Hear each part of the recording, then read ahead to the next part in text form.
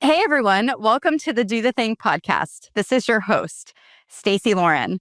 Well, all right, you guys, here we go. This is the ultimate Do the Thing moment because this is based off of an idea and being able to put something into action. So for those of you that have been following along on the journey, I have uncovered a way to help raise a lot of money for meaningful causes. Actually, and I have this thing I'm doing right now called the $1 billion activation campaign, where I've basically put it out there that this is happening and we're doing it for meaningful causes all around the world. And one of the meaningful causes that we're talking about today is veterans and first responders and being able to support them through their rediscovery of who they are after they leave, or even during the process of currently being enrolled. And so that's what we're actually going to be doing today, is talking about using the Do the Thing Challenge framework, which is rooted in collective action and deep connection, and helping people actually follow through on the things that they're wanting to do by doing it with other people. Because who wants to do the thing alone, right? We want to do it with my people, as we call it here at Do the Thing. And so that's what we're basically doing, is we're going to be brainstorming different ways, different actions that we could be helping support veterans, first responders, transition. And then also this is potentially going to be something that could also go into corporations. And we brought even a person that's an expert in courage and helping people overcome courage. Super excited to have insight on things. And so each of these experts that we have gathered are going to help us open a different part of what we are about to talk about today. So you guys, I'm going to go ahead and start with having you each introduce yourself and just even why you're excited about being here, why you showed up on this panel. And I just want to also just honor each of you and just appreciate you for being here. So Fred, would you like to start? Yeah, how are you, Stacey? It's really thankful to be here because I thought I had the only voice on the planet, the only one who was having problems transitioning out. And just to make a long story short, as you heard, I got stuck out in the desert by myself in a real world combat operation as a combat vet. Very challenging, especially considering I was a public affairs guy. Next thing you know, I'm extremely shy and bashful. So I had to make the challenge myself coming out of that environment, getting my mental health cleaned up.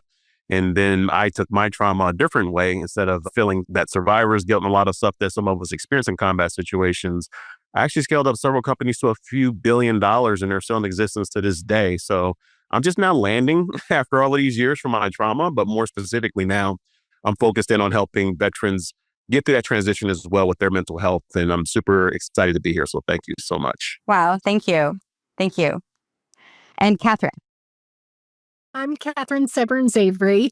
I am the founder and executive director of Restoration Ranch, Colorado, which is a nonprofit that provides respite and recreation opportunities for first responders and their family. I had nothing to do with the first responder world 5 years ago. My husband, Chris, went out to go get groceries during COVID and never came home. He was T-boned by 3 robbery suspects who were fleeing from police. And that was my first introduction to the first responder world. When I asked to be able to celebrate Chris's milestone birthday the following April with the Lakewood Police Department, they were absolutely incredible. And I went to roll call for the very first time, where I listened as the agent first on scene talked about the day before when a 14-year-old boy had stabbed his mother 30 times, including through the skull. And I kept on asking, I don't understand, why is he at work? And I was told he may not want or need mental health counseling at this time. He sure as heck doesn't want to be sitting at home by himself thinking about this. And there's no other place for him to go. So I made it my mission to change that. Shortly after my husband was killed, my father passed away. And rather than choosing to use my inheritance to buy a Lamborghini and become a cougar, I decided to purchase a 40-acre ranch, which now is the first of its kind in the country because of our stakeholder group. We serve dispatch, fire and EMS, law enforcement, including park rangers and corrections, frontline medical, victim advocates, coroner's office representatives, and members of the judiciary. All extremely underserved groups. And I think the reason why Stacey asked me to be here today is that so many first responders have military backgrounds. And the trauma that they experience in the military carries right on in to the trauma that they experience on the job as a first responder. I'm also very proud to say that we started the first in the nation day camps for teenage children of first responders because they didn't exist. And now that program is growing. Ashley Braund is the therapist who facilitates that, so she'll talk about that later. But that's why I'm here, and I'm very happy to be here. Thank you, Kathryn. And Michael. Hello, my name is Michael Wood. I'm a Marine Corps veteran. I served over 15 years on active duty and the reserves. I was working with wounded warriors, learning that media arts is an employable skill set. And I saw my pivot point. Because I transitioned twice, I realized that even twice you think you have it down. And no, it's just as hard the second time. But the reality is that getting vets on set opens up new doors for those that don't fit all the other models that are out there. So I started a production company called Never Forgotten Media. We're a live streaming and documentary production company. We just got back from Atlanta from the MIC conference. So it's been quite busy. It opens doors for those veterans as a stepping stone. It's a horrible business model because my turnover is pretty high. But outside of live streaming, I'm a first AD, award-winning DP, award-winning editor, technical director for large conferences, and president for San Diego Media Pros. And I have a documentary called Turning Steel. It's about two brothers, both struggled after the military. Only one survived suicide.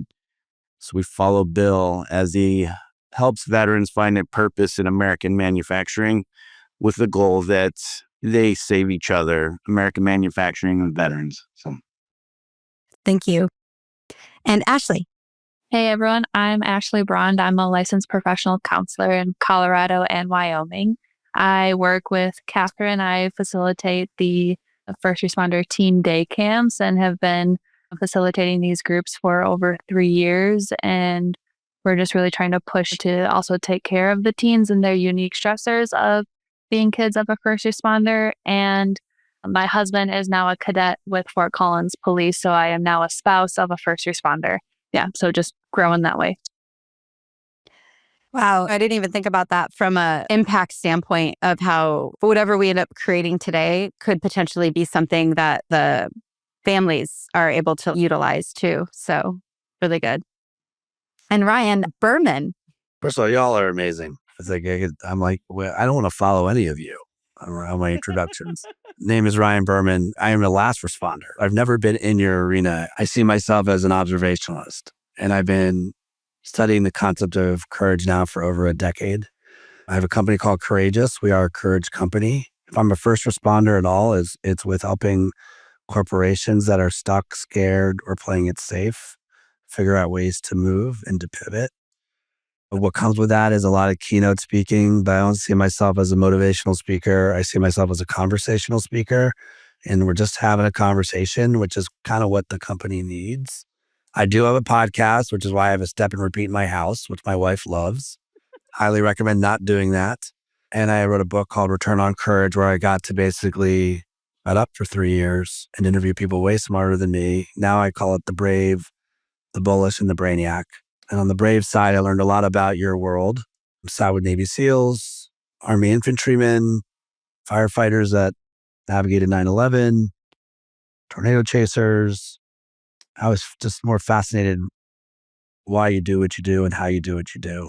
And then when I looked at the choices that I was making in my life, granted it was more with corporations, I was like, wow, that was courageous of me to start a company. My mentors were all madmen, actual madmen in New York City. So Michael, we probably should get together and talk, because I ran agencies for the last 25 years. And what I learned from writing my book pretty much gave me the courage to fire myself and to start this business. So that's my story. Wow. Amazing. Oh, Kathryn, I love your dog. And then Courtney, are you able to, are you on a call or are you okay? I'm okay right now. Oh, yay. Okay. Courtney. Hi, Courtney Lawless. I think my partner H is on as well. We have a company called Revy. We have a contract right now for military recruiting, specifically in the Marine Corps. So the one side of our platform is dealing with finding recruits to start to fill the ranks of our military. And then the other commercial side is helping transitioning veterans find opportunities and jobs and helping them get better adapted after their years of service. And Courtney will be popping in and out. She has a funding call she's working on. But I wanted to let you guys know, too, the other piece of this, which is why I'm really excited about Courtney and H being here, is potentially these challenges could also be used to help veterans get jobs after they leave the military, because my background is in staffing. And by partnering with them and being able to then have employers hire veterans, that's actually another kind of way where the challenges can give them personal and professional development skills while they're looking for a job. And so it's super exciting. Lots of different ways that this is going to go, spidering out. So this is the first kind of incubation of all the voices, which is great. And with that, H. Hello, everyone. Eliseo here. Everyone calls me H. First and foremost, it's a pleasure to be here, just be part of this great group. Just retired. I'm a veteran from the Marines, 24 years. The last 19 years has been spent on recruiting duty. So been doing that for a long time. Anything sales, been part of that at every single level within the Marine Corps. Done 2 combat deployments, one during the invasion, went back in 2005, and then the Marine Corps felt the need to send me on recruiting duty, which I stayed out here because I love how we have an opportunity not only to change lives, but change generations to come. And the reason why I'm passionate about this project and what we're doing is, as a service member, first responder, and like Ryan said, last responder, which I didn't know there was last responders, right? We're all casualties of the war in some point, in some way. And coming into the military, going into just the first responder world, there's a lot of resources, a lot of individuals that can help you navigate the entry point. But as you transition, there's really no information out there that helps you deal with those demons, because once the silence hits, that's when your thoughts start coming back and haunt you. So just part of the deployments, I enlisted a lot of kids that paid the ultimate sacrifice for their country. And those were things that I was dealing with. I did fall in that pit for a couple of months, and I had to figure out a way how to dig myself out of it and climb out. And eventually I did. It took me some time, but I did it alone. So if we could come up with resources or just ideas that are going to help our brothers and sisters navigate the difficulties of transitioning just any service or just occupation, I'm here and I'm glad to be part of it. So thank you. Thank you so much. And Stacey. Hi, everyone. It's such a blessing to be here with you all. I'm so excited to hear about each of your visions and missions and what you've been able to accomplish thus far and will be pushing forward in the future. For me, I am a up and coming everything. I started a business in speaking to the mental health, which is why Stacey invited me, and thank you so much. I am just thrilled that we're all, I think, moving towards models of care or content and service to help people who have been a veteran or currently possibly serving, or in addition to first responders, to have the trauma recovery care that they need to help them foster a firm foundation of recovery within themselves, so that when they are getting into the different programs that people are talking about, like that's on sets or transitioning into their actual new employment positions, that they will have that recovery firm in their embodiment, so that they are going to be able to have that within themselves, but also to carry that forward into their communities that they're a part of, their families, their friendships, and everything. So my background from the mental health perspective, I did a lot of training in psychology. I was going to get a PhD, but what I figured out is that with my business in being a TV film producer and director and screenwriter, is that I can reach a whole lot more people with the arts than I can as just only a trauma recovery center model. So I can do both. And through the movie that Stacey and I were talking about, that I Actually, I want to make a lot of movies. I've already made some, right? So, but one of the war movies that I want to make is for the first African American Medal of Valor winner. And that's from the Vietnam War. Now, there's still a lot of Vietnam vets that are not being served who still go to celebrate recoveries and all these things because they're so traumatized by their service and duty that they performed honorably to our country, and they got back and they were thrown tomatoes at them and just horrible things, people calling them names, and people are still scarred by that. I mean, it still haunts them today. So just like a few of you already mentioned, you get haunted by when you're in your silence. So the avenue of the film in reaching people through the arts is that it directly hits and resonates and relates in your emotional being self, in your heart and your spirit. So this is a way to help people get on board with, oh, hey, my mental health matters too. And for all the men and women who serve, who are in the Marines, in the Navy, the Air Force, even in the first responders, you all get shamed, harshly made fun of for wanting to help your inside person. And I know this is a reality because in my training of what I've seen and heard. So I think it's really imperative to utilize all these avenues that we're all talking about to reach people and help also not just reach them, but have a funnel of places that they can go for transition, trauma recovery, and actually have that all laid out so that they actually are getting service in the way that they need that is actually transformative and really helps the rest of their life and everybody's communities. It's so great because we're bringing in these stories of movies. Several of the people on the call are making movies to showcase the power of veterans, right? And first responders and what they're doing in the world. And the power of that is the movie is actually sometimes the thing that helps someone go, oh, I get it now, right? And so I'm just glad that I have this next level kind of thinking here as well. So thank you. And Ryan Montis, you're up. Hey, thank you so much, Stacey. I'm going to echo what Ryan Berman said earlier. Wow, this is a very, very deeply impressive group of people you've assembled here, Stacey. So I'm also very grateful that you invited me as well. I am myself an ex-private detective, ex-Canadian military. I was in the Army. These days, I am a skills trainer for coaches and a business mentor for coaches. I have a background in neuro-linguistic programming and hypnotherapy.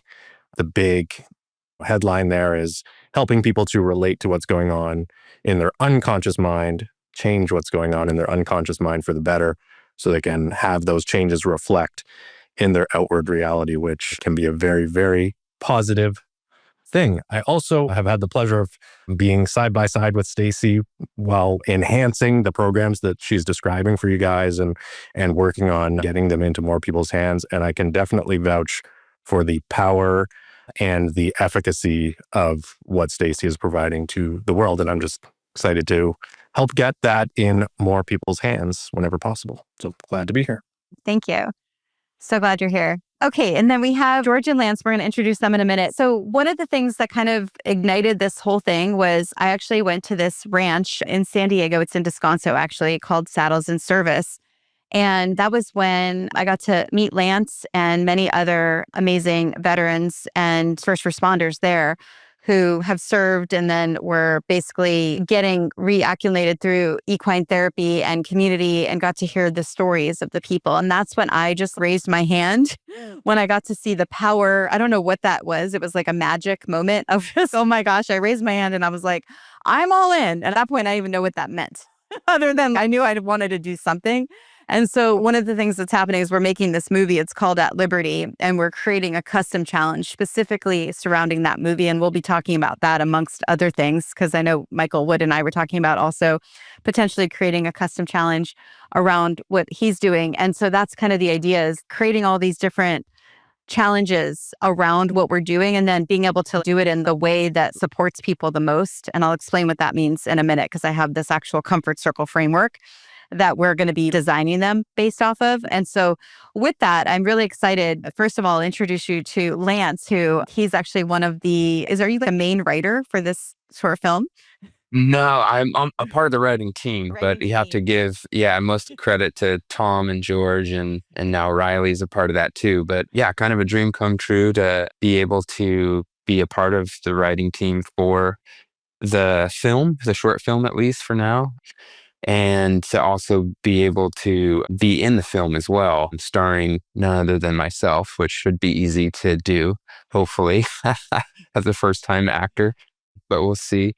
But yeah, so I met you that day at the ranch. A lot has happened since that day we met, but I am a combat wounded veteran. I was wounded in 2007, pretty severely, lost 7 guys. I was in the 82nd Airborne I was infantry, but in a reconnaissance surveillance target acquisition unit, doing high value target, time sensitive target raids, and ended up being wounded really bad. You can hear kind of my whole story on that Team House podcast. Yeah, if you want, I won't go into everything, but basically one of the things that has helped me in my healing the most has been saddles and service and working with horses and other veterans and other first responders who are wranglers and trainers and teachers out there. So kind of that whole community aspect, which you're in, finding a new tribe once you leave one, and finding purpose is huge for us military. Is how do you leave the military and then find purpose again? Other Ryan talked about courage, right? It takes a lot of courage. You think that comes in spades, but with us warfighters, but that kind of wanes maybe a little bit on the home front with asking for help, with looking for things that are going to benefit you, your family, and all that kind of stuff. And after I was wounded, 10 months recovering in the hospital, medically retired, and I kind of did a disservice to my family, my wife. Yeah, I didn't have kids at the time, but not reaching out, not looking for those benefits, whether they come from federal or state or the thousands of nonprofits out there that help veterans. That wasn't something that I was taking advantage of, and really did a disservice to myself. Luckily, I've had so much support with family and other veterans and organizations, so many organizations along this journey. But being able, now I work for CalVet. I've been working for CalVet, which is the California Department of Veteran Affairs, for over 7 years. And I'm down in San Diego as the kind of that San Diego rep, the face for CalVet. And I go to all the military installations and I talk about transition, right? I talk about all the things I did wrong and the things that I didn't take advantage of. And I get to know as many nonprofits, mostly in the San Diego area, and all the different benefits and things and groups that are out there that can benefit the veterans, and really just try and plug people in and really try and do that at the very beginning before me it becomes more of a crisis. Maybe I want to try and stop that as much as possible. Yeah, but yeah, getting involved with Saddles and Service a little over 2 years ago was a lot like coming home for me. I grew up, my grandfather was a cattle rancher.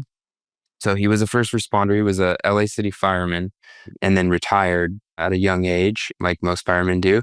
And then he started cattle ranching. So I only knew him as that kind of hero cowboy on a horse and got to help him all the time growing up. And he retired from that probably when I was about 10 or so. And that lifestyle, that way of living, that vaquero life, that cowboy life really left. And kind of even at that point, there was a void kind of maybe in me that didn't know how that would ever return. And then everything that happened to me in the military, coming out, another void of purpose, community, all that kind of stuff. So Saddles and Service was one of many, but definitely the most significant in my life as far as refining that purpose. So I had a good job and I had done so many different therapies and all that kind of stuff. There's just this missing piece. And for me, that was really found on the ranches at Saddles and Service, working with the horses, working with the other veterans and first responders. And then that led to meeting George, who I shared my story and everything we do at the ranch and how helpful that can be, and how working with horses in the environment, in nature, is kind of like a lot of different therapies all wrapped into one. And how it touches on so many different things that veterans need, from being in a meditative state. You really can't be, if you're on a 1,000-pound animal that is a prey animal that is fight or flight. Flight is really its basic desire, and you're a predator and it kind of knows you are, and you're going to be on its back or working with it on the ground. It can get pretty dangerous pretty fast, or what we call getting Western. And so you have to be in that meditative state. You have to be regulating your brain waves, your cortisol levels, your heart rate, your breathing, all that kind of stuff. And so it kind of forces you into that. And the more you do that, the more healing you're going to have as well. And just being in nature and all that, the dopamine releases, serotonin, all that good stuff. So I meet George, who he'll talk about his story, but he wanted to do this project and kind of create this, starting with a short film based on what we do out at the ranch. And after kind of sharing my story, and I said, hey, over the years, I've written a few things, mostly for myself, but I'll send them to you. That way you kind of have a good idea of what it's like to be, in my mind, at least, the different battles and things, that depression and suicidal ideation, all that kind of stuff that you might face. And he read those, and then he reached back out. He said, hey, I want you to be part of the writing team and help bring some authenticity to the group. And shortly thereafter, that was like, hey, you should also be in the film. And I was like, oh my gosh. And really kind of full circle, growing up on the cattle ranches, looking at my grandpa as a hero, that really, not only did I want to always be a cowboy, and that kind of sounds sillier the older you get, but being able to find saddles and service and get to do that. I was just in Montana herding about 1,500 head of cattle and doing that whole thing for about a week and really living my dream, my childhood dream. And one of the other things, if you're wanting to be a cowboy, is you would probably want to be in a cowboy movie, right? And so George is fulfilling another childhood dream of mine, getting to be in a cowboy movie, and one that's really near and dear to my heart, which hopefully inspires and helps many other veteran and first responders dealing with these kinds of things that I've dealt with personally, and help others deal with on a daily basis, unfortunately. But yeah, that's why I kind of signed on to this, in one way to give back and breathe life from the veterans' perspective, and then also to fulfill a personal dream to be writing and acting and getting to be a cowboy. So Amazing. Thank you. Thank you, Lance. And George. Hey, everyone. I am not a vet or a first responder, but I have infinite respect for all of you and for all of the people that serve us in all those ways. I'm here because I'm a writer-producer. I've had the luck of working with a number of Academy Award winners over the past 20 years. I started with Spike Lee, studied actually under Spike Lee, then worked with Guillermo del Toro for a while, and now I'm working with Steven Schwartz, Mark Platt, and the whole Wicked team. So along the way, I've sort of developed these writing and producing skills that I've put together into this story system called Deep Storywork. And that has helped me meet a person like Lance and tell that story as authentically as possible.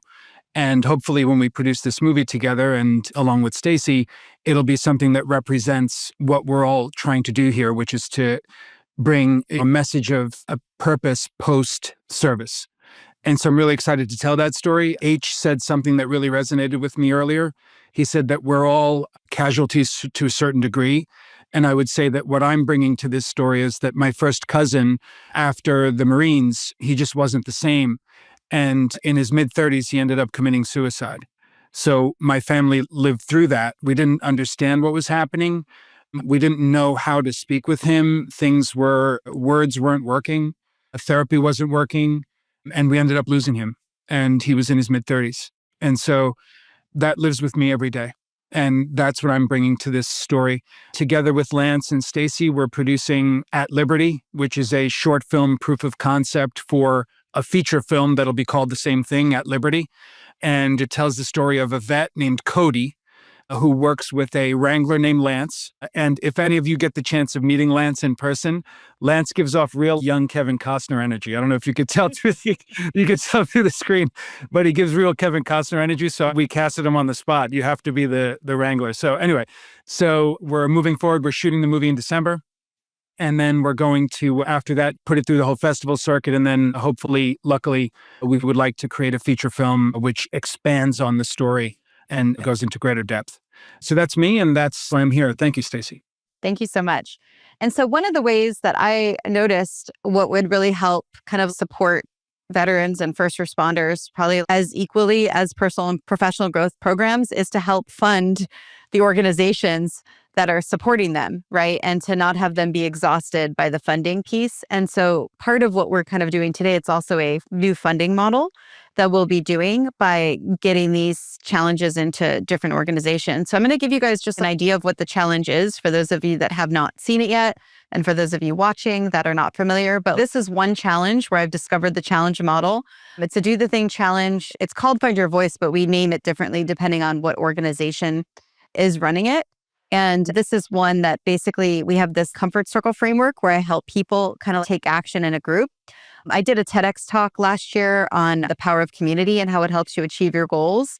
And this challenge is the living, breathing kind of version of that TEDx talk. So the TEDx talk is me inspiring people to understand why you need to join a group, and actually even use the military as one of the examples of what I noticed is join a group after you're done the military, right? Join a group after you've exited anything, any transition. And so I use these dares. They're basically these progressive micro actions. This is why this is so powerful, because they're very simple, but it's getting people to share their goals and their dreams inside a community. And I've done this in all these different kinds of groups, from women who had just placed their babies up to adoption to high-level mastermind groups to just even the women founders who have exited 7-8-figure exits. And so that's kind of the same idea of this challenge framework. It's going to be used to support veterans, and potentially with the partnering with Courtney and H, potentially even helping them find jobs and maybe even entrepreneurial journeys. There's so many different things, but also it's going to be something from a corporation lens that they'll be able to partner with the nonprofit, feel like they're giving back, or a meaningful cause, a movie, whatever it ends up being, feel like they're giving back, they're being a part of something, but they're getting activated by the message. And so, for example, with a movie like At Liberty, and potentially even with Michael's movie or with Stacey's movie, this is something corporations could even be involved with and watch the movie maybe and be a part of the challenge. And I'm going to show you guys one more thing, and then we'll talk about what we're doing. And I know exactly who I'm calling on first, so that's exciting. But the horse part of this comfort circle framework came out during my visit to Saddles and Service, which was where I noticed that so many people, when they're going through struggles, they come up to them and they say, "What's wrong? How can I help?" And what I noticed from being at Saddles and Service is you just don't want to even talk. Sometimes you just want to be, I'm calling it be the horse, but you actually also want to be with the horse. And that horse could be, in Michael's case, manufacturing or a vet on a set. It could be sailing, it could be anything. And then eventually that person can actually then find their voice and then be comfortable to do what Lance did, where he talked on a podcast with, I don't even know, 100,000 listeners or something like that. That takes courage, right? To be able to tell your story in that way. And so there's a circle framework to be able to open up your voice. And so I think the first thing I'd love to talk about, we're going to get into the veteran and the first responder part of this next, but I want to start with the corporation, because I know, Ryan, you're going to be leaving soon. I want to get your insight on this, is because again, the corporation is where the funding is going to happen for the nonprofits, right? And so let's say we put these challenges inside a corporation and we're creating awareness around it. I'm just kind of curious if you have any thoughts around anything and be able to help people find the courage to be able to see what's here. Yeah, I don't know. I don't know if it's a find the courage. I don't feel like this is a spray and pray approach at all. I think it's, sorry to use a gun metaphor. That was probably inappropriate for the topic, but I think it's a very targeted. I look at the Fortune 1000 and look at military leaders who are leading those organizations. My first focus would be reaching out to those who've served, who are now in positions of power in corporations. Because there's no convincing that's needed. They understand.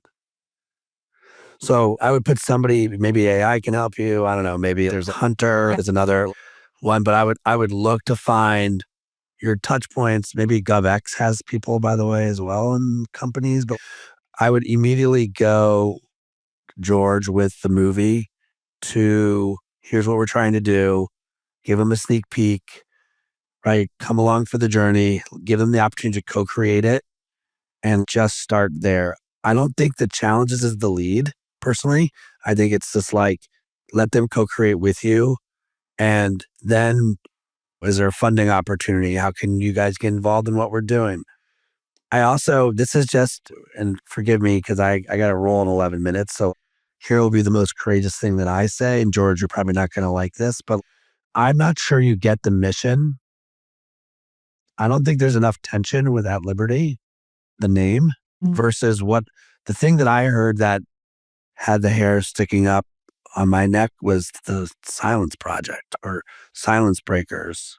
There's something in the mission has to be about breaking the cycle of silence.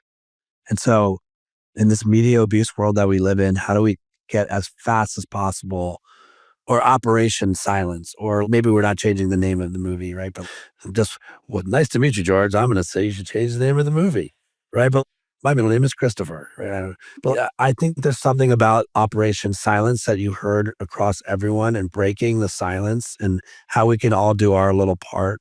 I think that's going to be really true if you get to the right leader who's been there, done that already. They're just in corporations. By the way, I would bet also they still feel silent and or lonely navigating corporate worlds with people that have no idea what it's been like to be them.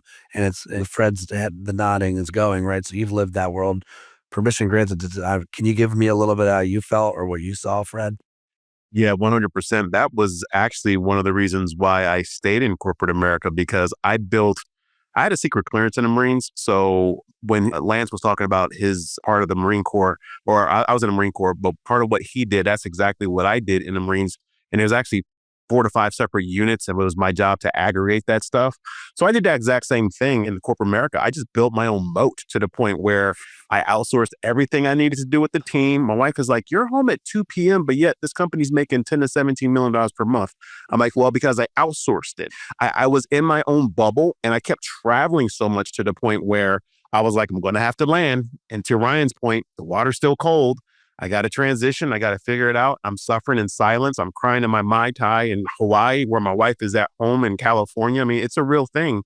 And I wasn't the only one alone, because my other partner happened to be an Army Ranger, and same deal. He was experiencing the same thing. And it wasn't until we talked where he was like, "You feel the exact same way?" So Ryan is spot on. It's one of those things where the silence is literally killing us on so many different levels, spiritually, intellectually, emotionally, socially. And I had to really navigate those political landscapes in corporate America, and also worked in multinational companies. So then you add that element into it where they don't even care. It's a big deal. I actually wrote down what you just said, Ryan. That's that powerful. I'm curious, Lance, if this is now I'm playing off the horse as much as the human. And again, couldn't be further away from anyone that should know anything about horses. But I think I've heard the term breaking a horse, right? And getting them to trust. And so community, I have this one keynote that I talk about. You're hearing this right. There's re's and there's ers. So the re's, R-E-S, when I'm working with the company, I'm like, the re sets you free. Do we need to re-energize people? Do we need to re-galvanize people? Do we need to reinvent tomorrow? What re do we need to set free for us to move forward? And then the ers was the labels. Labels can be good. When you put an on something, they did a whole study on voting, and they were like, we didn't tell you who to vote for, but we said, go be a voter. And it actually increased the amount of voting. So where I'm going with this is breakers. Are we breakers? Is there pride in galvanizing, Stacey, your group, this tribe of people that we will come be a breaker, help us break the silence with others, which is community building and it's tribal. Is there something like that you can bring? Are we silence breakers? I mean, what I did, this is what I normally do. I'll go immediately to network solutions. Can I get the URL, right? which I don't think we can get. But the idea of what does it mean to be a breaker? Are you with us? I don't think if I'm in a corporation, I'm like, help us break the silence of silence. And when you do, you're a silence breaker. You're helping people have those conversations and bringing people along. Could be something interesting to play with. Yeah, I love this. And actually, Ryan, Montis, I think this would be perfect for you now. So there's I'm going to show you guys, we're going to show you the At Liberty custom challenge, because that was what we showed it to H. And that was when he was like, oh, if you're showing it to the military, if the military are going to use it, the veterans and the first responders, then we're going to have to do something else first. That's not a starting point. But the At Liberty Challenge potentially could be the starting point from the corporate part. Again, this is the beginning of it, and then we're niching down these panels. So I appreciate you guys being on the first one where we're kind of talking about the whole vision of what we're doing. But Ryan, he's facilitated the Find Your Voice Challenge. He called it, for his group, it was called Amplify Your Voice. But I almost think that's almost the easiest one. And maybe you could talk about it from your lens, Ryan, and what your thoughts are from that. But the challenge itself? Well, in terms of, I mean, I even wrote down, Stacey, I think, said this from the beginning, the haunted by when you're in your own silence. And then it's interesting, that's kind of where we're at now. We're going back to that with silence, breaking the cycle of silence, Operation Silence, suffering in silence. Find Your Voice is the antidote, right, to that. If we did that, I'm volunteering Fred and Ryan for this. Just kidding. Running that challenge and being able to, that's the one. But just maybe talk about how it integrates from a, Yeah. From the perspective of breaking the silence, I think it's particularly relevant because when I ran the challenge and I had 50-something people in there, almost all of them have been sort of in my world in some capacity for years. And I know the names. Some of them I knew the faces.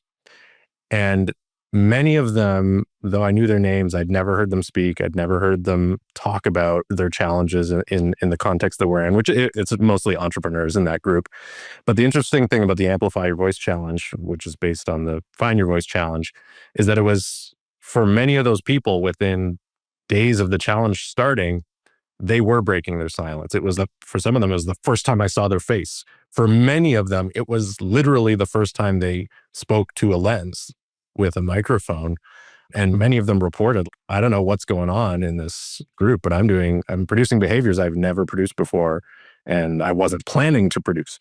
But the way the challenge works and the context that's created where there's this balance of accountability, but also safety, it just creates this context where people are willing and able to do what they just couldn't bring themselves to do before. And on top of all of that, what I observed was it had this resonant effect outside of the challenge too. People were coming back to the challenge group and reporting, well, I went and had this conversation with this person that I haven't been able to have for months or years. And I went and stepped out of my comfort zone in this huge way that I wasn't even expecting to do. And it just happened. And they're connecting it back to the energy of the challenge. So yeah, if we're talking about creating a context where the silence can be broken, I think the Find Your Voice framework is definitely perfect for that. Is that kind of what you meant, Stacey? Yeah. And I'm curious, George, where'd you go? George, you going to change the name of the movie? No, we're not changing the name of the movie. But what's great is the movie's at Liberty, and then these challenges are going to be the thing that gets the energy and the activation around it. So I think that's really powerful. But Ryan Berman, Ryan Montis, anything before you guys leave, just in terms of this conversation, it'd be good. It sounds like, though, what you're saying, sorry, I just want to make sure I'm hearing it, because what I was looking for from and again, we still have some more time, we're going to hear from everyone, but what I was looking for from this is when I show you guys the At Liberty Challenge, I think that's the one that could be the starting point at a corporation. And then Find Your Voice is actually the starting point for the veteran or the first responder. Does that make sense? That's what it sounds like I'm hearing, is that's the beginning of what will help people kind of see each other, break the silence. Because how do you break the silence? Well, number one, I guess, depending on where you're at, you might need the horse first. So you might need the horse, you might need the set, you might need the sailing, the nonverbal communication. And then if you have already gotten met from the horse and you're like, okay, now what's next? Who am I now? What am I doing? Now that's where we're ready to find your voice. So yeah, I'm curious if you guys have any kind of lasting thoughts before we. Just one little thing, just really quickly. I think one element that I think made it easy and welcoming for people who needed to break the silence was what I call the principle of go first. They had the opportunity to observe others in the group who were a little bit further along in their journey of being seen and heard, going first and being imperfect, and then seeing, okay, it's safe. This is a safe environment, and doing that. So I think in the context for veterans and this particular context, just having an emphasis on having people in the group who are doing that, going first, and who are a little further along in their journey to set that example that it's safe to participate here. Yeah, I tend to agree with that, Stacey. I can just tell you from my own personal experience, people who have the arts in here, the media arts, I was trained in that back in 1996. I had 1,200 hours of it, but it didn't matter once I was I was in a combat zone and nearly lost my life several times. And then coming out to corporate America and not knowing even who I should talk to. So I think we have to ask ourselves what the product really is going to be for the first step. And I like how you had mentioned actually having the horses there, because I think the key is being able to confront. Having something around you where we do, like in the Marine Corps and the military, everybody knows what an LZ is. It's a landing zone. That's what we have to do. We have to essentially create an LZ of security. I was a part of security forces, so I'm just putting in military terms. These are terms that the military can understand, and then we can soften it through time to give them the ability to say, it's okay. We understand you're making a transition. We've done it before. And then they can pick and choose to say, hey, well, this person, to Ryan's point, is, hey, a little bit ahead. I'm curious, how did you get there? And that'll open up more of those kinds of conversations. At least it did for me. So, Wow. Thank you. I guess my one last little, I mean, I don't mean to be the downer in the room. So I just think, depending on what you're looking for from corporations right now, they're so overwhelmed. There's a million things that they're navigating right now, right? Is AI going to take everyone's job? And is there the death of DEI? And there's an empathy erosion that's going on. There's what's coming out of Washington. So I think maybe it's not surprising that the brand guy wants to make sure there's enough tension in the branding that you can actually short circuit the decision maker, right? That you actually, the topic is great. It's just penetrating through the messy maze of what leaders are navigating right now. Because if you can get, that's why I like them finding those who've served in those positions, then at least you're on your way. I have no doubt once you're in, it's almost like win the 0 inning, the second inning through the 9th inning. I think you've got ways to position it, but if you don't win the 0 inning, you're not on the field. That's my one worry. Yeah, thank you, Ryan. Yeah, and this is what I want. This is why we're having this particular panel, is to have all the diverse perspectives, and that's why this is the first one. And so from this, we're going to break this out eventually next, and there will be one specifically for corporations, one specifically for veterans, specifically for first responders, things like that. So thank you for your thoughts there. Appreciate it, Ryan and Ryan. And George, I know you had to go too. Do you want to share kind of your thoughts? And then we'll get to Stacey, and then I'd like to get H and Courtney next, and then we'll kind of get to the others as well. No, Ryan's point is well taken. I think we can call the challenge anything we want. Yeah. Right? It could be anything. And I think that each individual piece needs to work within itself. And I mean, Lance and myself and the team, when we put together the story for At Liberty, it needs to have its own internal consistency. It needs to make sense in itself. And so whatever the challenge is called, doesn't matter. We can call it whatever works for the corporation. But the movie is just a piece of that. That's all it is. And then you having experienced Find Your Voice, we'll talk about that right now. What are your thoughts in terms of what Ryan and Ryan were saying, with this being the thing that could actually help break the silence from being able to help people kind of open up and be vulnerable in a safe space with others? Yeah. So I think that what Find Your Voice enables us to do is to share our story. And that to me is the most powerful thing that humans can do, is share their stories. And so, I mean, that's how Lance and I connected instantly. I heard his story and I was like, wow, okay, I want to help tell a piece of that. At least the piece that finds its place, finds its community on the ranch. So Find Your Voice for me is a way that we can share our stories with each other. And in so doing, we find connection, we find community. Thank you. And with that is how I met Stacey. Stacey shared her story with me last night. And then I was immediately like, oh my gosh, this is exactly what I'm doing right now. And so, yeah, go ahead, Stacey. So I wanted to piggyback onto the question of where we're getting our funding sources and are going to be profitable and make a good monetized model, right?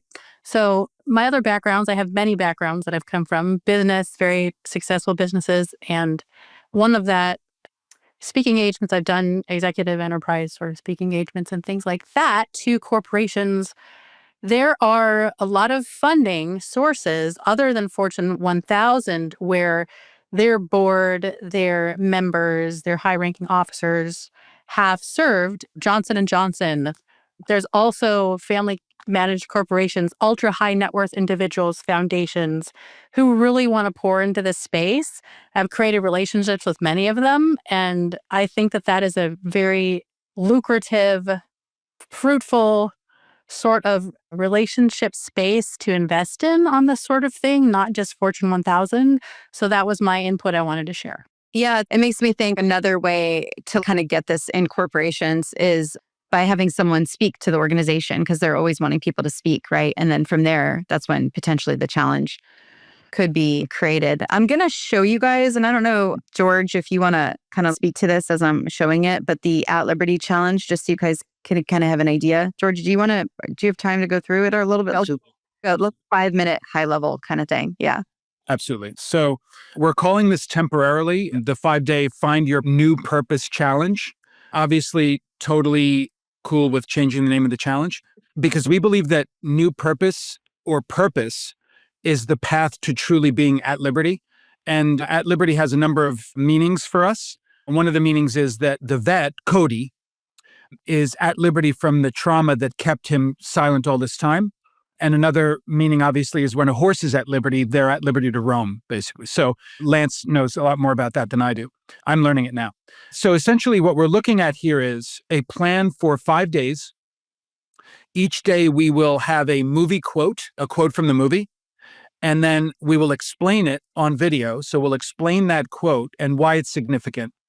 And then we will pose a question to the community. In the case of day 1, it's what part of your life or work no longer feels fulfilling and why?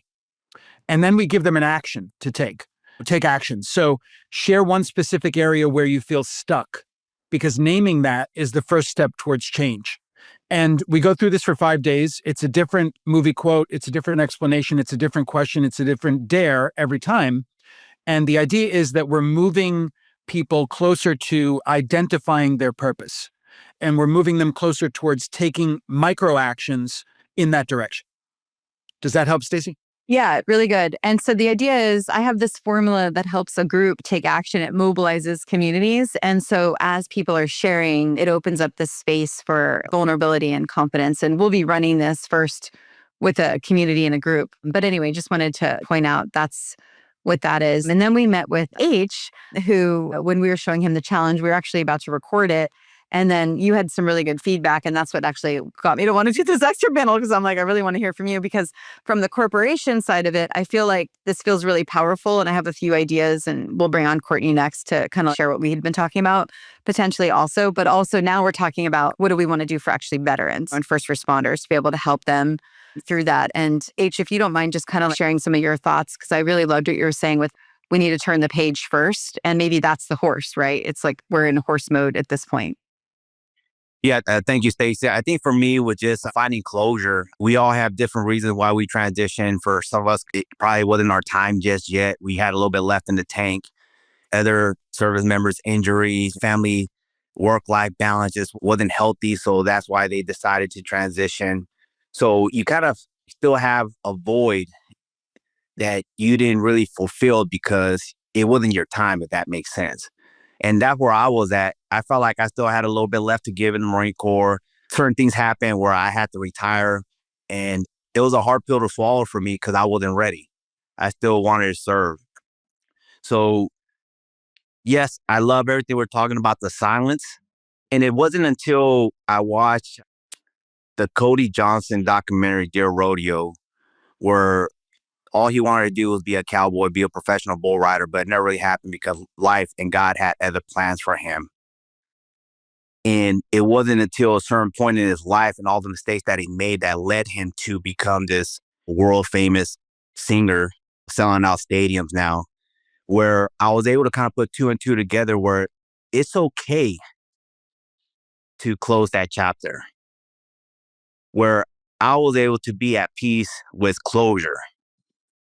So even though the Marine Corps was my first love, I love being a Marine, I still do. I had to come to terms with the fact that I was no longer an active duty service member. And that was fine. And I had to be okay with it. Once I came to that realization, which the science is, that's huge. But if we never really accept the fact that where we transitioned and healed, in a sense, from it, you're always going to go back to the darkness, which is the pit. I call it the pit, right? And how those demons come back to haunt you, like in the short film that you shared with me with Lance. So for me, it was finding that closure where now I'm happy again. I love being around Marines again. For a while, I was a little bitter. I was upset. I was angry. But it wasn't until I came to terms with it's okay to move on. There's nothing wrong with leaving that behind. It's still part of who you are. It's made you who you've been for the past 24 years. Because like all of us here, we grew up in the military. You know, we learned how to be men. We learned how to be fathers. We learned how to be husbands. This has been our life for the majority of our lives.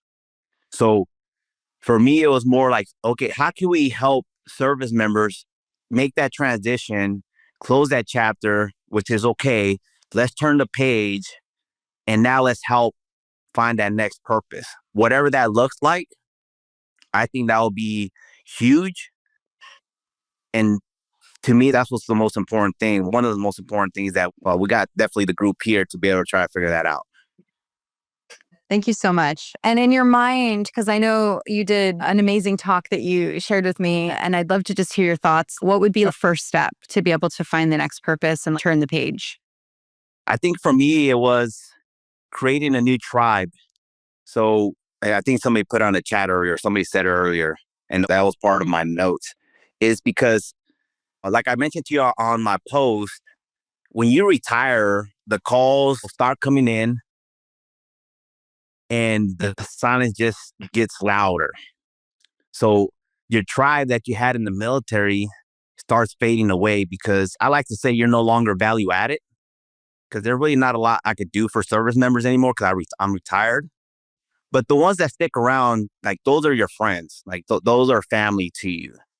But I can count them in one hand, like who I constantly speak to on a weekly basis when I had hundreds of people at my retirement or my phone never stopped ringing when I was in. So it was trying to build my new tribe with like-minded individuals. And I went to a reunion probably about 3 months after I transitioned where it just felt good to be alongside my brothers and sisters. And that's what I was missing. So that's when I kind of just, decided that I needed to build my own tribe of individuals that I could tell my story to, because that's what helps us is tell our story. Once we break that silence and we're talking about it, then you're able to deal with your emotions and what you're going through because your brothers and sisters are going through the same thing. Yeah, it's basically being able to bond with a new set of people around a new goal. Yes. Yeah, but we call it shared misery. Yeah, that's actually why I would do the thing. And I noticed this because I went through my own in a different way. And it's really easy to go into support groups and then have it be the shared misery. But when you have a goal that you're all trying to reach together, there's a common goal. Now it's like you're going towards something. And so it allows you to go side by side and take action in a really cool way. Yes. So thank you for that. So Kathryn, I'd love to hear from you next because you're also familiar with the Do the Thing challenges and also with your experience with what you're doing with your amazing organization. And I mean, I'm loving where this is going, obviously, because it always comes back to find your voice, as we know, and Do the Thing world, it does. But yeah, just kind of curious what your thoughts are in general. I'm loving everything that I'm hearing because it dovetails so beautifully with our mission, what we're doing, and things that I'm looking to move into. And particularly, I think Find Your Voice will be an exceptional opportunity for Ashley's program with children of first responders and children of the military. Ashley's too humble to toot her own horn, but she created the first continuing education programs for therapists to certify them to work with children of the military and children of first responders. And so she's now teaching therapists their unique challenges and issues. But what I see with the whole Find Your Voice challenge is it's about learning how to speak your truth. And it's particularly working with teenagers when they're in such a vulnerable period of life to be able to help them find who they are, where they're going, what they want. I think that will be incredibly impactful. And then it's interesting because my other business is I'm a retirement readiness coach and have written books for first responders on making the transition beyond the badge. And everybody's talking my language, which is, well, how do I take the skills and abilities that I have now and translate them into a different form of service, of giving and being able to still feel like I make a difference in the world. It's interesting that when you retire from the military, it's kind of like it is with first responders. Don't let the door hit you on the way out. And we've forgotten your name by the time you're in your car. And that to me is so fundamentally wrong because these are people who have given so much of themselves and have given so much to our community. And as a civilian, I mean, I can tell you, I was blissfully unaware of the sacrifices made for me every day by the first responder community until I had to make that call on December 4th of 2020. So I think that watching the ripple effect of this and the whole breaking your silence, it is about finding your voice. Another population that I really want to introduce this to are, I hate the word victim, so I won't use it. I'll call them a survivor of a traumatic event because they need to learn how to speak up to keep their offenders in jail. And it is a constant grind to do that. So there's so many different areas where this is appropriate, but more importantly, impactful and empowering. And that's why I think this is, it's an idea whose time has come, and I am thrilled to be able to speak about this. So thank you. Yes.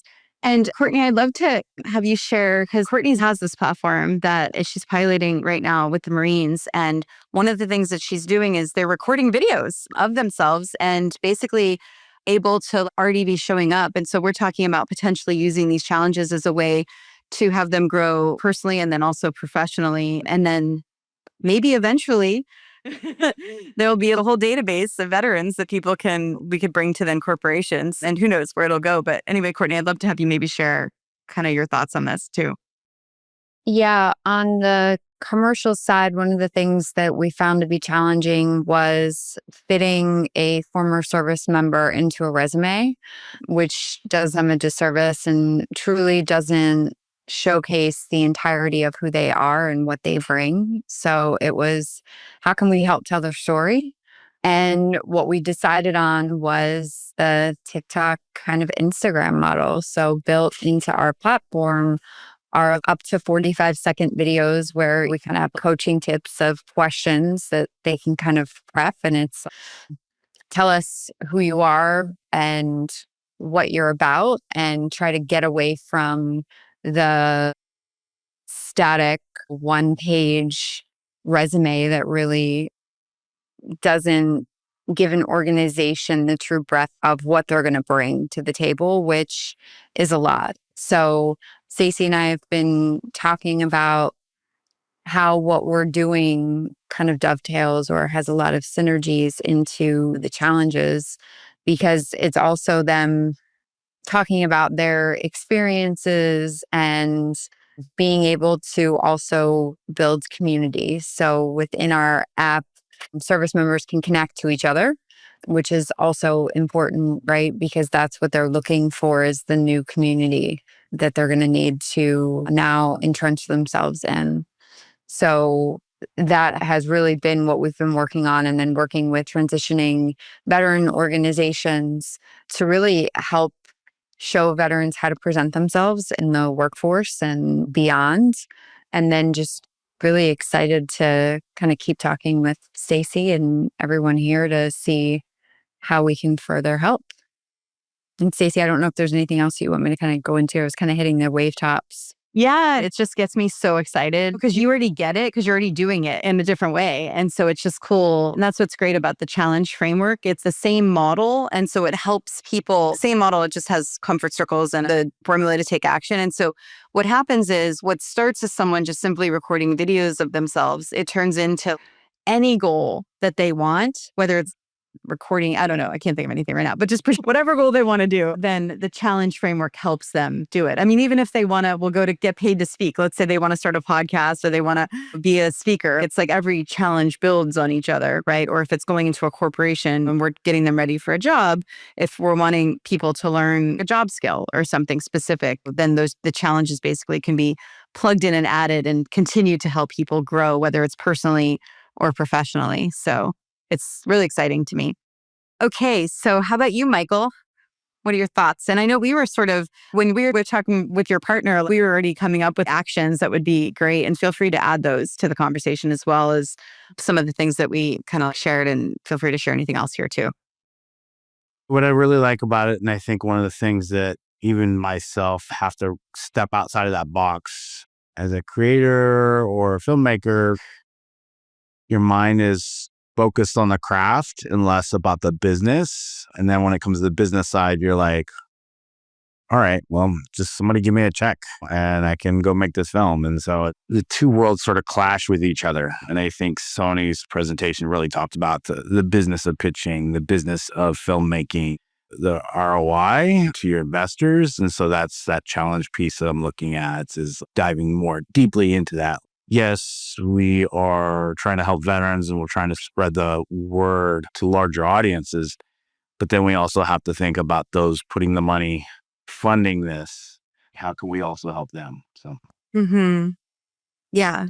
And yeah, Michael and I were running a challenge for his nonprofit, San Diego Media Pros. It's not specifically for veterans, it's for filmmakers, but it's exciting because we're using the Find Your Voice Challenge and we're calling it Connect, Collaborate, and Unlock Your Funding. And people are really excited about it. And when I went there last night, that's how I met Stacey. When people are really looking forward to having a space to take action as a group, basically, and then meet others. So it was really fun. Stacey?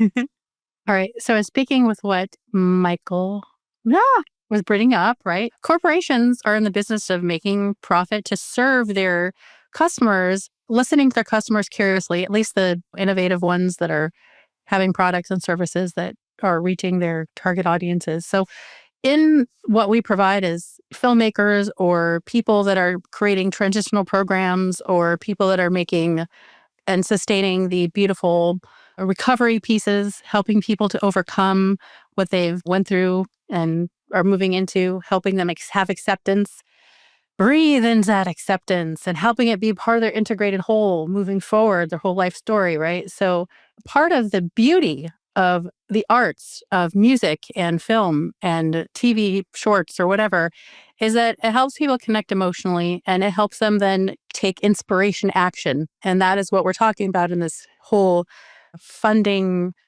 take action while we're meeting. And so I just wanted to dovetail on what you were saying, that corporations need content. TV shows are broadcasting stations, channels, they need content, streaming.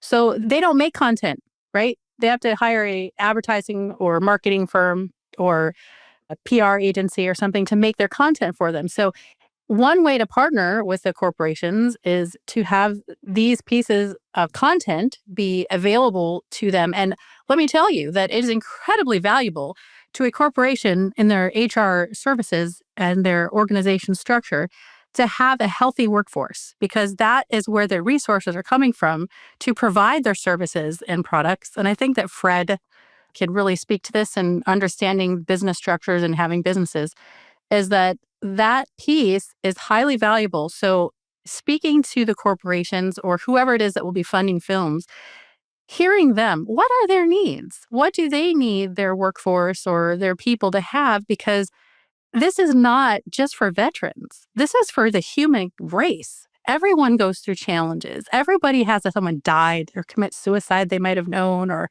someone struggling with postpartum depression, or a car took their leg off. I mean, we all as human beings in this human journey have these sorts of things to contend with. So in the EAP programs at corporations, in so many places, this content is highly valuable and very monetizable. So I think that there's many ways in which we can speak to people in the corporations, in other organizations, wherever people need to make a profit, but also reach their audience.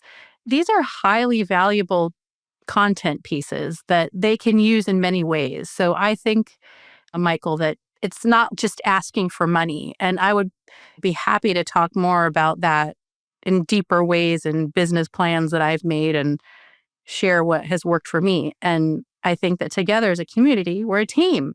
Together, everyone achieves more. So I think all of us pitching in on our own life perspective will help make a stronger, leveraged content talk with the people who want to fund this sort of project. Yeah, I love that. Yeah. And you guys are kind of seeing this happen right now where, and I kind of mentioned this in the beginning, it's like this is going to spin off on different panels. So there'll be a specific panel on, okay, let's do it through corporations. Now there's another panel of let's actually support the veterans and help them go through the comfort circles. And then there'll be another one specifically with Courtney and H where we're talking about how do we get veterans jobs, right? And be able to get them into employable companies to basically pick out of a database of people. And so many different things. So thank you so much. So Fred, and then after Fred, I was going to hear from Ashley, and then I want to do a spitfire of we're creating a challenge today, just so you guys know. So I'm going to spitfire and have you guys kind of give me your action. So I'm excited. So that's next. But Fred. Yeah, I definitely want to add to what Stacey just said. The time is now to actually talk to the corporations. Like it's September 26th. I'm talking about literally October 1st because they're planning for their budgets for next year.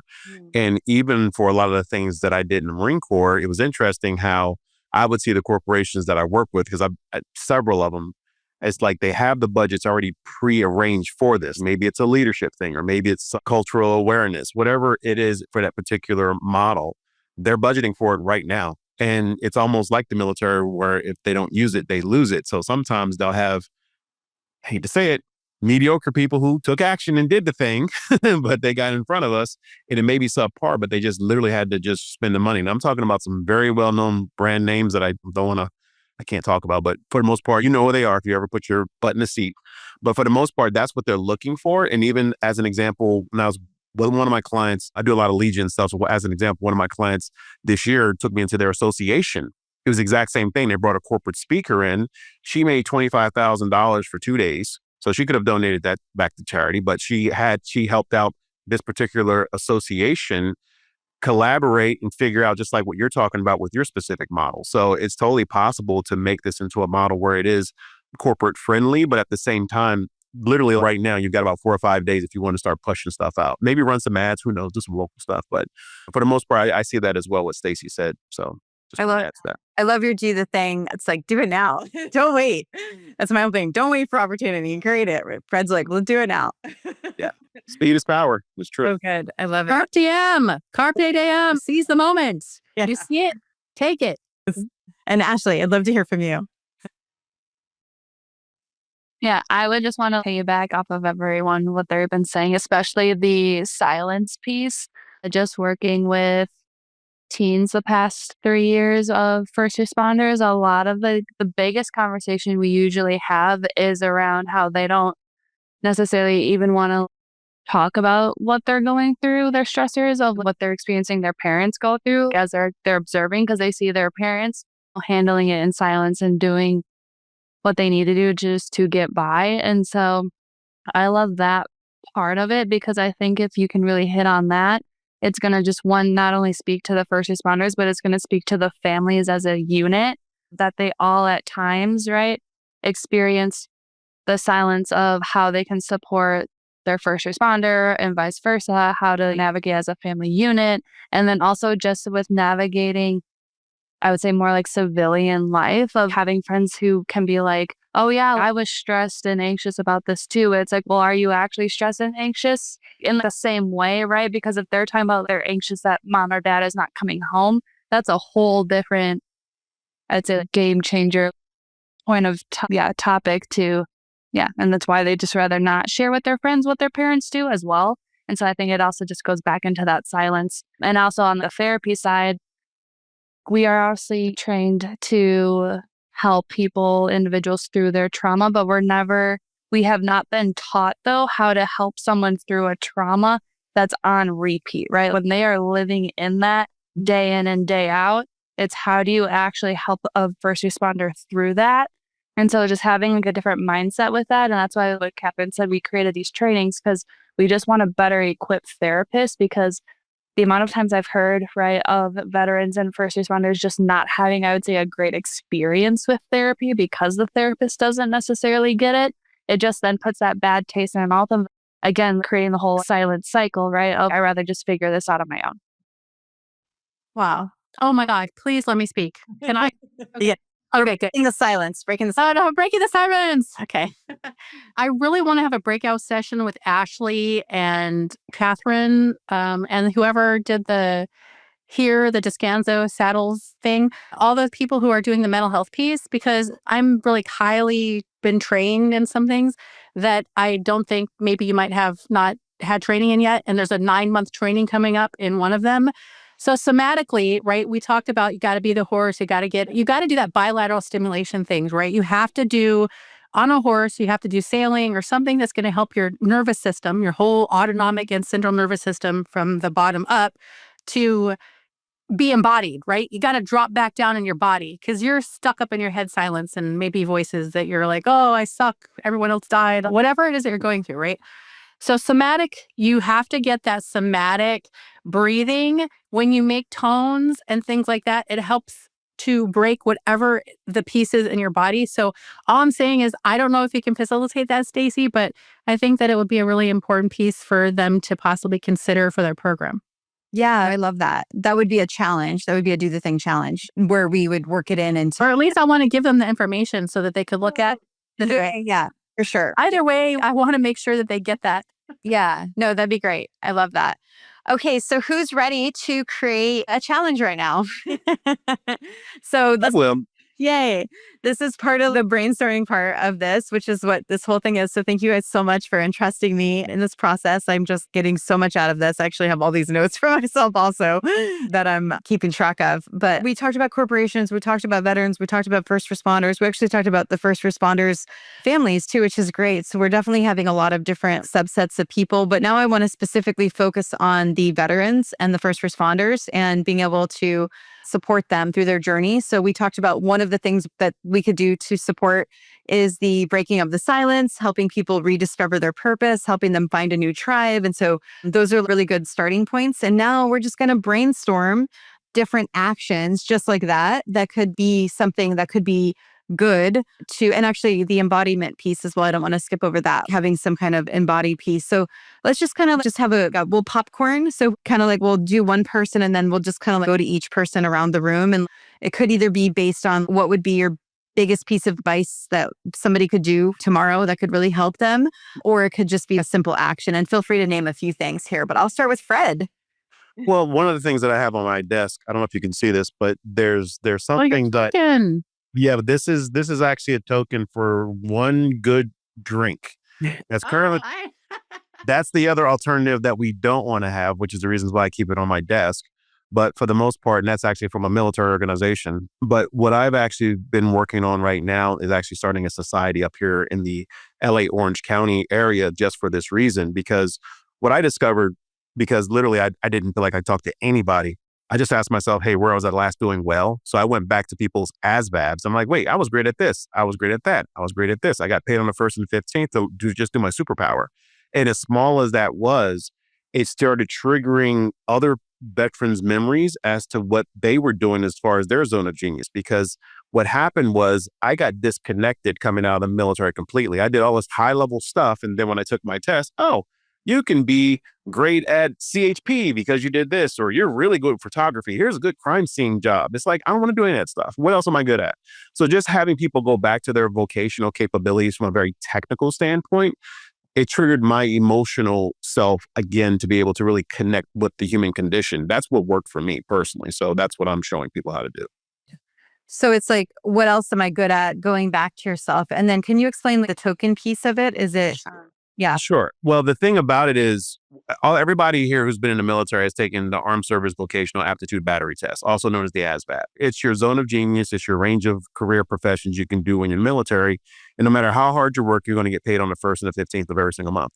So just reminding people that they already have a zone of genius in the first place, they can anchor as they're stepping down. It's almost like playing being in the Olympics or playing professional football. And then now you're going back to learning how to throw a ball again because it's just a different audience, right? So as far as the tokens go, instead of just having a drink token, what I'm working on right now is something like this. It's a little bit of a military token just for the guys and the people. This one happens to be a Marine one, but I'm just working on just that camaraderie because we're used to having that. But I'm trying not to ramble, but here's the other thing that I have as well. I have my people look at themselves as being linchpins because we are the connectors of the community. So that's what I'm showing people right now. As small as that is, it works and helps people remember that they are a part of a larger community. So let's go ahead and find people who resonate with you, but you have to be able to communicate first. So that's what I've been doing. I love that. Yeah, that would be really interesting to work that into the challenges also as part of. Yeah. Something that's tangible because military people are used to like challenge coins and all the other stuff. And it doesn't have to be anything expensive. I got this off of eBay for $12 to say, hey, you're the linchpin in your community. Be the linchpin of your community. Now go out there and find other people. If you can't find them, we'll make them. There's a process. Remember, you went through boot camp. Yeah. So, that reminds me of totally not at all relatable, but I'll just tell you, I sold books door to door in college. Oh, you did? Was this with Southwestern? Southwestern, our competitor. I was Chapel Sales. Oh, that's so exciting. So yeah, I did that. And I would carry a coin around as I'm knocking on doors. And the coin was actually the thing that I would feel and touch, and it would help me get through the day. And I don't know what it is about it, but it was so powerful. So yeah, I'm loving this. And H, were you going to go next? I was feeling you. For me, I got to constantly challenge myself. So as a Marine, there's certain challenges that I just put on myself to just see if I still have it. I think that's just the Marine in me. So I can relate a lot with Fred. Actually, when you said coin, I got mine right here. I keep it here. That's mine. The one that I give out to people. I want one. I got you, brother. And I'm in Temecula, so I'd love to link up with any of you guys that are in the area anytime. I'll put my contact on the chat so you guys can reach out. So I do personal challenges just to see if I still have it. So I'll do like a 72-hour fast. I just challenge myself because when I was depressed, I was down. When I was in that pit, I got up to about 245 pounds. So I woke up one day and I gave myself a challenge. Can I get under 200 pounds? This morning, I was 199. So there's always something. So now that I reached that challenge, like what's next? Right. That's huge, H, because when you're going through it, right, by the time you leave, you're at the top of the thing, right? You're at the top of it. And then when you leave, you're almost going through this whole new identity of who you are. And so, yeah, you have to, do I still have it? This is, again, not relatable, but it's the only thing I'm relating to from my own experience. I owned a business, and then when I sold my half and then I was on my own, I'm like, can I do this again? It's like you almost have to rebuild who you are by showing yourself that. You got to reinvent yourself. You got to pivot. You got to remind yourself every once in a while that you do still have it. I feel like just as human beings, those are things that we need to keep us moving forward and just keep us motivated. Thank you. Okay, Lance, you're up. What do you think? Yeah, I liked what everyone said. Stacey mentioned the Hollywood movie thing with Michael Wood as well. That's what kind of first motivated me to join, obviously 9/11 and those kind of things, but watching films, veterans, and even though they're fictional or reenactments, movies, they hold on heartstrings that really made me feel things for the country, for all those that served before us. And We Were Soldiers was a big part of kind of me joining and that kind of thing. I think it's powerful. Also, kind of what Kathryn was talking about and Ashley touched on as well, is therapy doesn't have the best connotations in this community, right? I was fortunate enough after several therapists and counselors to finally find one that was amazing for me for about 12 years, but that's few and far between.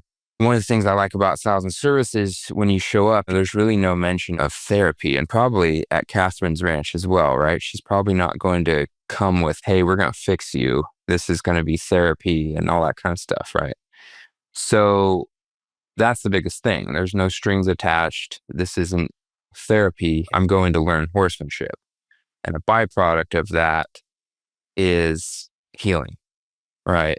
And I think that's the biggest thing. I was actually talking about the more therapists that understand that, they don't have to lose their profession because it's really valuable. But how do they meet the veteran with where they're at and with no strings attached without putting a label on it and heal them in an environment that veterans and first responders feel safe in? And then going back to kind of the silence comments and stuff, silence is kind of a unique thing because there is the silence of not wanting to talk about it and those kind of things. But for me, for the longest time, I couldn't handle silence. So I would find anything and everything to keep it really loud and keep my brain super busy and not do the healing and not face the silence and not face the demons and that kind of stuff. And there are times where you're not ready to face those demons, but running from them isn't always helpful as well. So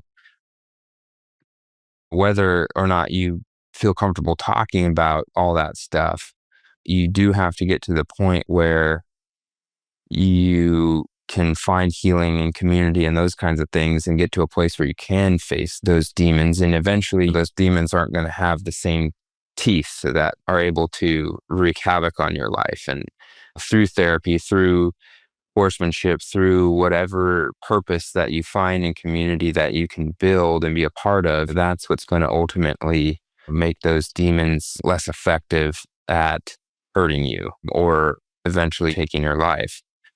And then going back to what Ashley said with the families and the collective trauma, it took me nearly 20 years from being wounded to realize that, yeah, I went through a lot of trauma. And when you go through a lot of trauma, you become very focused on yourself and your own trauma. And what I didn't realize was that all the trauma that had happened to my family and the loved ones around me, and then that continuing as I'm not dealing with that trauma, it's adding more trauma to the house, spouse, kids, that kind of stuff. But as a dad now of 3, if my experience happened to my kids, that would be extremely traumatic. And I never gave space for my family to really even understand that I had put them through trauma, right? And now how do we collectively heal? And that's kind of where I'm at now, is trying to figure out ways that I can help heal with my mom, dad, grandparents, brother, sister, wife, and kids too. So kind of just echoing on everybody's comments, but trying to tap into this a little bit here. Yeah. And George, this makes me feel like, so George and I created a Do the Thing challenge together based off of his deep story work framework. And it's called Find Your Story. And that is actually where it actually helps you find your demons. And actually, when I'm doing the challenge, you'll hear me actually uncovering things that I was avoiding for years. And so anyway, I don't know if you want to share anything, but I feel like that could be a potential one as part of this. I mean, after we're to the point where we can use it. Yeah, I would say that my zone of expertise is storytelling, as I said, and this system that I created called Deep Story Work, which Stacey was talking about. We use this system that I created, Deep Story Work, to create this Find Your Story challenge, which essentially is I run people through the archetypes of story that I've discovered over the last 20 years. Why super powerful stories are super powerful is because they point to the elements of our subconscious that are hidden until we use story to excavate and expose and investigate and then ultimately integrate them. And so we did that with a group of people, and it was so powerful where people were going places. So one of the archetypes that I use in deep story work is an idea of the id, which is how your basic impulses and instincts.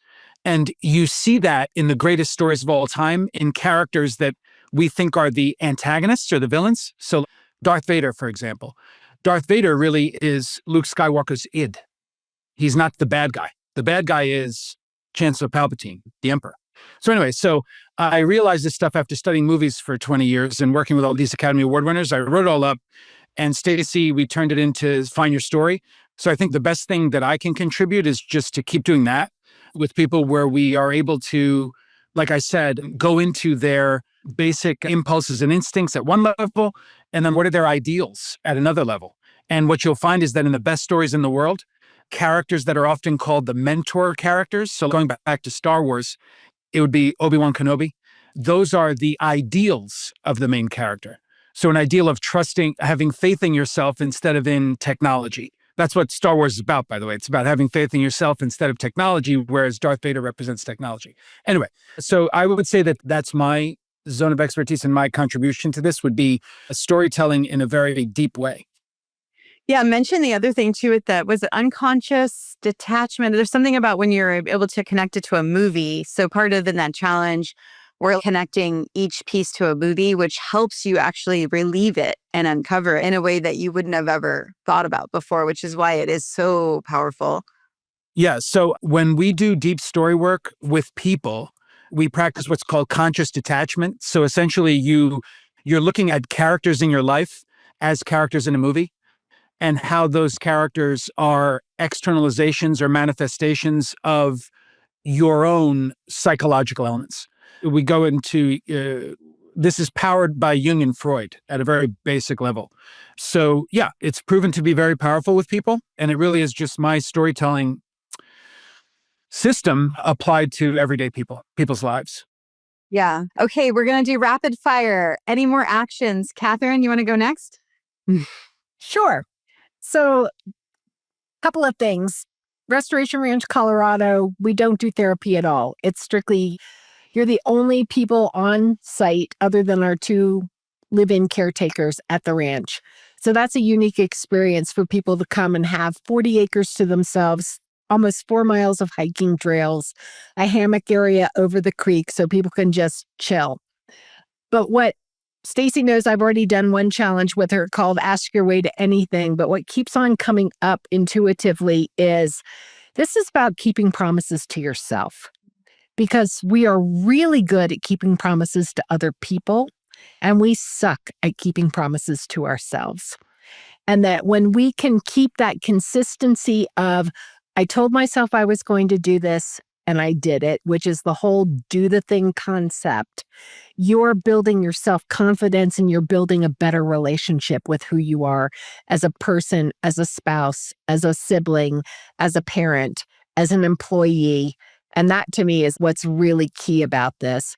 And then just the power of spending time in nature. Mother Nature is our best healer. Mother Nature is able to hold our pain when we can't hold it ourselves. And that's why I think that the ranch is so powerful, is because we give people a beautiful place to come. We have no expectations on them. We tell them, if you want to just stay in your jammies all day long, that's great. You do whatever you need to do to take care of you. And watching the cycle of what happens when someone shows up at the ranch. Of course, they're suspicious and skeptical because we're civilians. It's like, we don't know what we're doing. And then by the end of their stay, they are totally transformed. And their relationships are deeper and more meaningful. And I remember one firefighter mom was just bawling her eyes out. And I went up, I said, I don't mean to intrude. Do you need anything? And she said, these are tears of joy, because I have not seen my husband laugh and relax and interact with our children this way in 5 years. So I know what we're doing is really powerful. It's amazing. So for those of you that don't know, next week, I'm actually doing an event at Alex Sheen's ranch, and he's the founder of the movement Because I Said I Would. And we just agreed an hour ago. So Kathryn, you don't know this yet, where we're going to create a Do the Thing challenge out of Because I Said I Would, his TEDx talk message. And what you just said about keeping promises to yourself, his challenge is actually going to be perfect for this challenge. It's basically going to be a collection of challenges that we're going to be able to utilize to help support veterans, first responders, then also help companies create awareness. And then the company part is where the funding comes in. So isn't that crazy? That's so cool. Yeah, I didn't even think about, obviously his challenge makes sense in this. Okay, you guys, I want to honor your time. I'd love to leave this open. Michael, do you want to add an action for us? Maybe, I'm not sure just a thought process. So from a military perspective, we are trained to address challenges. We know what a challenge is. We know in our mind that we could do it alone, we could do it as a team, but it's really to push us to that next level. When we're given a journey, like transition out of the military, it's an ongoing process. It's never done. So when we're handed that and say, hey, now it's time for you to transition, we fail at it so much. Sort of like the aspect of go be a warrior. It's steps. It's multiple challenges. So I love this format because it really takes us and those that we help others in the veteran community, breaks it down. Here's your next challenge. Here's your next block. Here's your team to go take that hill. You fall down, you pick back up, do it again. Thank you. If you have thoughts for the name, if it's still a dare, or do you like the action being called something else? Just curious. We have some challenges, it's called a dare. Some challenges, it's a nudge. It's action, basically, is what it is. Yeah, I mean, the action framework I like, because when I hear dare, it's something more personal with friends, which isn't bad, but it's also could mean, a lot of shenanigans. Yeah. Today thing, I don't know, but that's back. That's no longer around. Yeah. But I love the action because reality, that's when a veteran takes action, there's a community around that. There's forward movement. So Yeah. Thank you. And Ashley, do you have an action for the group? I would say, because this has stuck with me since I saw it, there was a first responder that had a tattoo that says, I am second. And I think the call to action would be actually putting themselves first, doing something for them, because I feel like even at work, off work, they're constantly putting other people, their needs before them. So that'd be mine. And Stacey, did you have one? You said the beginning one, but I'm curious if there was another one. Me? I said a beginning one? Well, in my mind, I have yours as the embodied piece, but... Oh, the embodied piece. Oh, yes. So, because Ashley was saying that they don't have a method yet right now to help the people who have the trauma and it's ongoing. So this method helps for both that and something that already happened in the past. And it helps facilitate that stored active emotion and sensation to release. And then they can drop down back into an integrated self and it's no longer there. So, and I mean, it's no longer there because it's been released. It's been somatically exposed, released, right? So that was just one piece that I wanted to share. Thank you. So, okay, you guys, you have officially finished the Do the Thing Expert panel. This is the first kind of activation of what it is. And oh my gosh, how crazy was this? I'm like, I literally have the whole thing of notes that I'm just dying. And then the timing of it is great because we're doing because I said I would retreat next week. And that's where the $1 billion activation is starting, which is where we're taking these challenges to corporations and partnering with nonprofits and meaningful causes and being able to do a whole revenue share. So the timing of this was great, especially because I'm creating that challenge next week. But yeah, I'd love to hear. Last thing is just Fred. I don't know why I feel like you should close this out. Do you want to close this out? Oh my God, can I ask a question before we close out? Yeah. So I would like to get involved in these. This is the first time I heard about this. You just invited me. Yeah. But I wonder if we can get involved. I would love to try Michael Makrinos' deep work. I would actually like to do it myself. I would like to go on the $1 billion challenge retreat with you. I would like to help I would actually like to go to Kathryn's ranch. Can I go? I mean, yeah, I'll message you all the things. I want to do that. I feel like these would enrich my ability to be a better filmmaker and actually resonate with more people and transform more people's lives, not just in film, but in all these other awesome things and actually program the therapy thing. So thank you so much, Stacey, for inviting me and everyone for being here and letting me be here too. Yay. I'm so glad. Yeah, I'll message you after. Okay, Fred, take us home. Well, definitely appreciate it. I think the biggest takeaway that I would challenge everybody into today is to remember that the future does belong to people who prepare for it. And I think we've gotten to this point in our lives because we've seen what happens when we don't take control of it. We don't do things with intention. So I know for me personally, it's a mountain of privilege to actually be on this kind of panel because I know what it's like to actually not only be in my own demons, but hold meetings with them and battle plan the wrong way versus actually having people who for a fact really do care. And I know, and I've seen it for a fact, that this world is transforming into a culture of caring. Do not let this noise get in your head. That's what I was trained on in the Marine Corps. It was a high level propaganda specialist. We're seeing all of this stuff in lifetime. That means that something else is going on that's usually positive. So I tend to say that we have a choice now. And that's what I just want us to go away with today. So just really realize that we're connected here. Thank you, Stacey, for an amazing reason.